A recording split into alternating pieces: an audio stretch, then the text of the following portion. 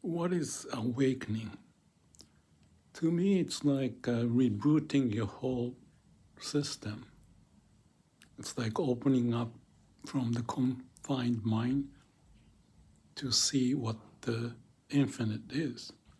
There's a massive infinite world out there. But we get caught up in the mind, busy solving the problem and so on and so forth, so you may not realize it. I had those experiences.